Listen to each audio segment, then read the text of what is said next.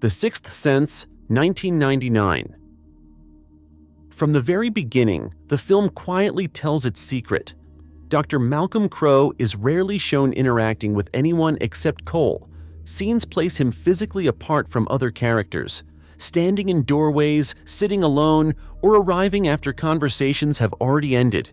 His wife never directly responds to him, and when she does speak, it's always framed as if she's talking to herself or reacting emotionally to something unseen. The color red subtly appears before moments connected to the supernatural, guiding attentive viewers without drawing attention. Even Malcolm's winter clothing indoors hints at something being fundamentally wrong, yet nothing feels forced or unnatural on a first watch. The twist. Malcolm Crowe has been dead the entire time. He was killed in the opening scene and never realized it. Like the ghosts Cole sees, Malcolm is trapped, unable to accept his death, lingering because he believes he still has unfinished work. His purpose was never to fix his marriage or save himself. It was to help Cole understand his gift. Once that task is complete, Malcolm finally becomes aware of the truth and lets go. Why it works. The twist succeeds because it doesn't betray the audience, it rewards them. Every scene remains logically consistent both before and after the reveal. The emotional weight lands not as shock, but as realization. The story transforms instantly from a supernatural thriller into a quiet tragedy about denial, grief, and acceptance. Instead of feeling tricked, viewers feel humbled, realizing the answer was always visible. The Sixth Sense didn't just deliver a twist, it redefined how twists should be written, making silence, framing, and restraint more powerful than any jump scare.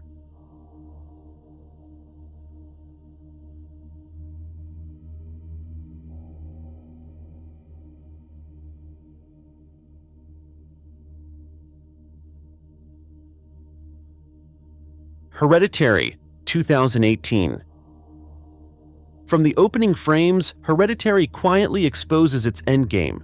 Annie's miniature houses mirror the film's theme of control, characters moving inside a structure they don't understand. Background details constantly hint at a larger force. Strange symbols carved into walls, the same smiling strangers appearing at the funeral and later in public spaces, and casual conversations that feel oddly scripted. Charlie's drawings, her fixation on decapitation, and her strange clicking sound are not random quirks. They are markers of something ancient already in motion. Even Annie's mother's history is filled with unexplained gaps, suggesting secrecy rather than tragedy. The film never hides the cult, it simply frames them as background noise. The twist. The shocking truth is that this was never Annie's story, or Charlie's. The entire family exists only to prepare a vessel for King Paimon. Charlie was never meant to survive. Her death is a ritual step, not an accident. The cult orchestrates every loss, emotional, physical, and psychological, until Peter is fully broken and ready to be inhabited. By the time the truth is revealed, resistance is meaningless. The ritual succeeds, and Paimon is crowned in Peter's body. Why it works. The twist devastates because it removes all illusion of agency. There is no last-minute escape, no heroic reversal. Every moment of grief was engineered.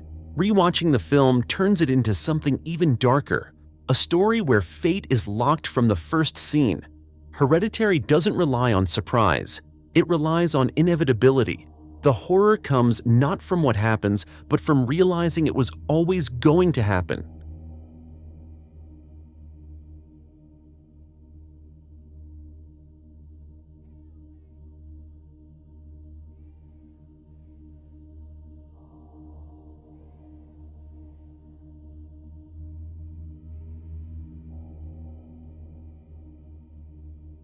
The Others, 2001. From the start, the film quietly signals that something is wrong, not with the house, but with its occupants. Grace insists on keeping the curtains closed at all times, locking the family in darkness as if light itself is dangerous. Doors open and close on their own, yet servants move through the house with calm familiarity rather than fear. The servants' cryptic behavior, especially their refusal to explain where they came from, feels unsettling but never openly hostile.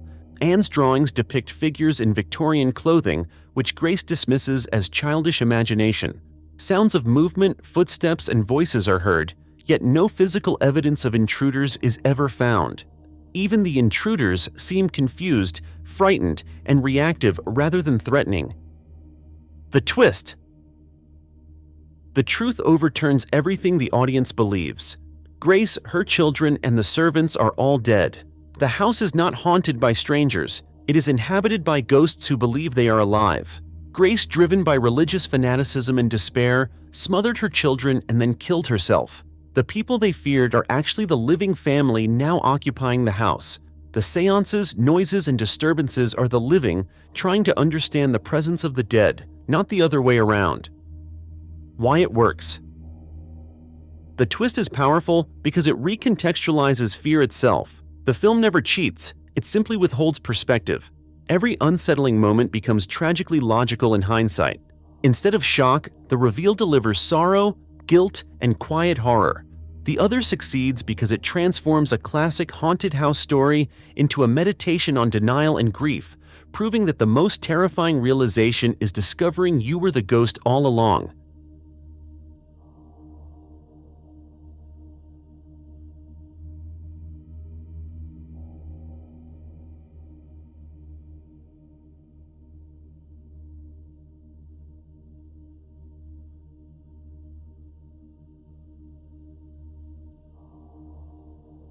Saw 2004.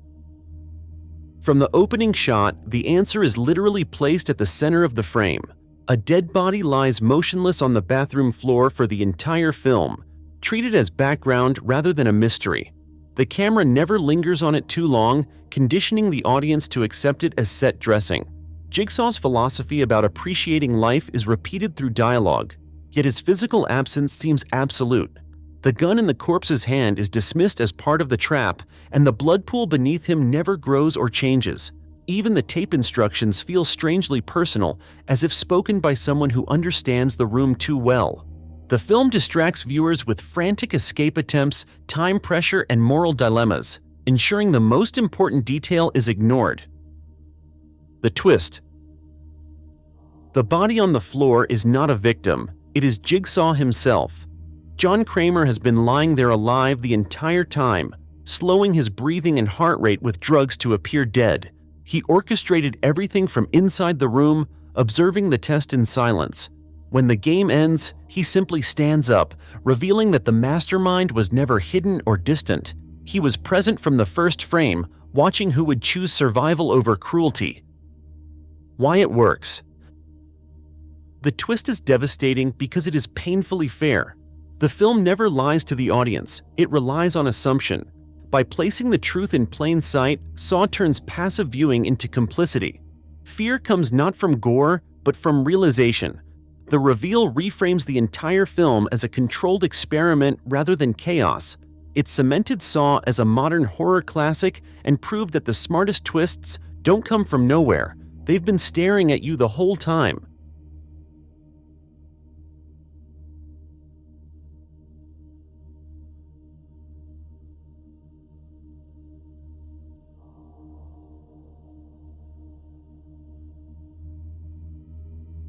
Get Out, 2017. Jordan Peele layers the truth throughout the film using discomfort instead of mystery. Rose's family treats Chris with exaggerated politeness that never feels natural. Small comments about genetic advantages, physical strength, or being chosen reduce Chris to an object without openly admitting it. The party scene is filled with guests asking invasive questions, touching his body, and appraising him like property. The deer motif appears repeatedly, symbolizing hunted bodies and discarded lives. Even Missy's hypnosis isn't framed as violent at first, it's presented as help, masking control as care. The behavior of black characters like Georgina and Walter is visibly off, smiling too long, speaking too formally, suggesting possession rather than awkwardness. The twist. The Armitage family is transplanting the consciousness of white people into black bodies. The sunken place is not just hypnosis, it's imprisonment. Victims remain fully aware but powerless, watching their own bodies being controlled by someone else. Chris is not being welcomed into the family. He is being prepared as a vessel. Rose, who appears loving and protective, is revealed as an active recruiter who selects victims with precision. The surgery represents cultural theft taken to its most literal extreme. Why it works. The twist hits because it transforms social horror into physical horror without exaggeration. The sunken place visualizes real-world silencing, being seen but not heard, present but powerless. Every unsettling interaction suddenly makes sense. Get Out succeeds because the horror isn't abstract. It's systematic, polite, and smiling. The film doesn't shock by surprise. It terrifies by recognition, turning everyday microaggressions into a nightmare with rules, structure, and devastating clarity.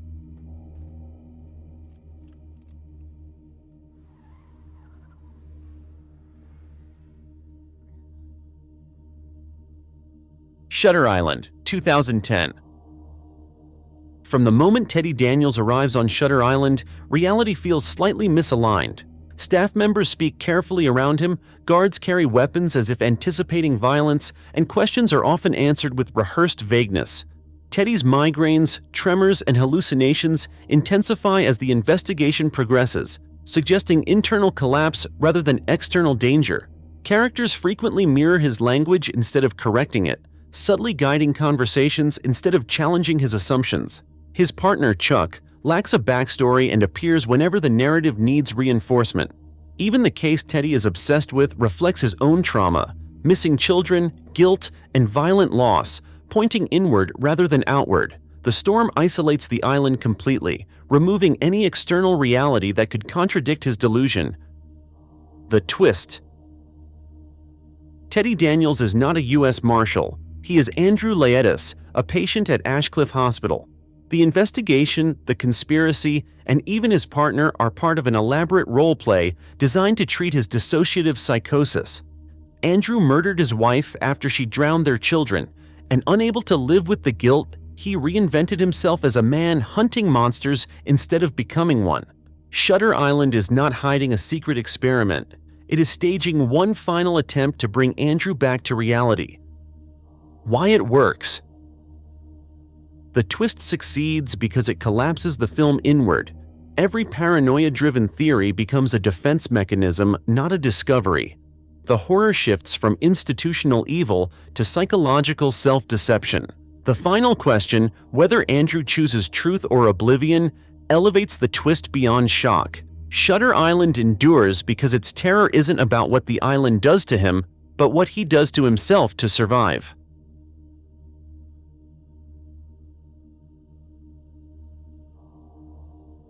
Orphan, 2009.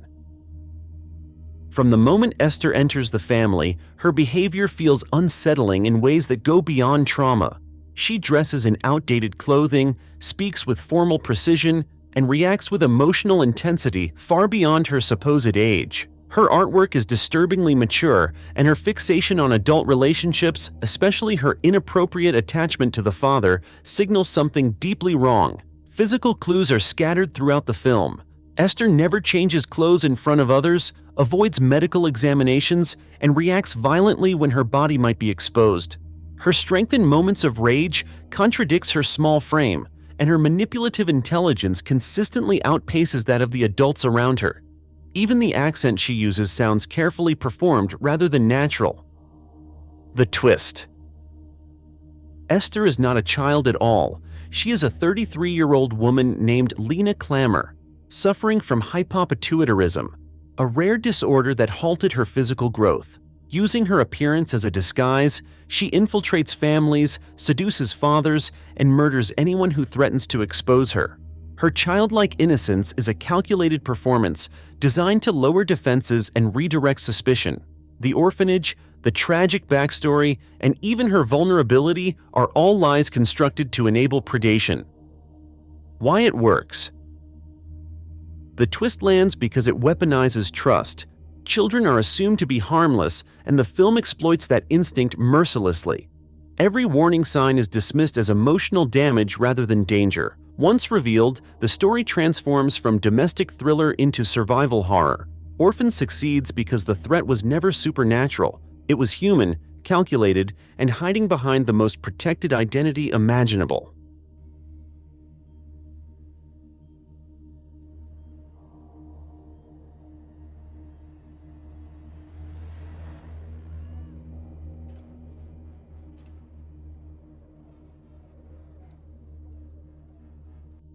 The Wailing, 2016.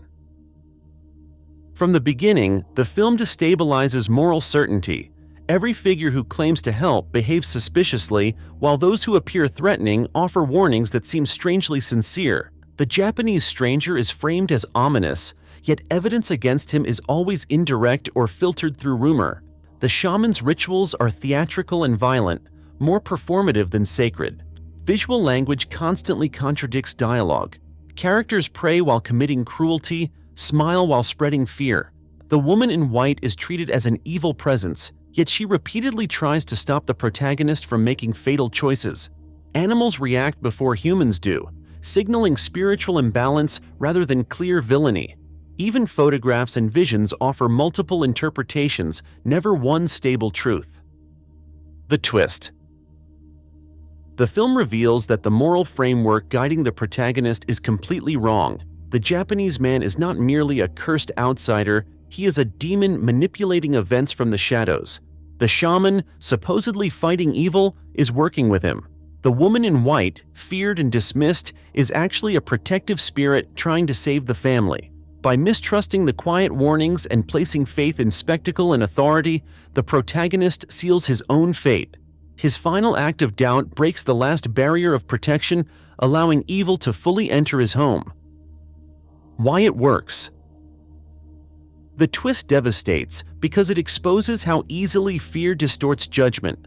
The Wailing refuses clear moral signposts, forcing viewers to sit inside confusion just like its characters. When the truth emerges, it feels less like revelation and more like punishment. The horror isn't just supernatural, it's epistemological. The film terrifies by showing that evil doesn't always lie. Sometimes it tells the truth loudly enough to be believed.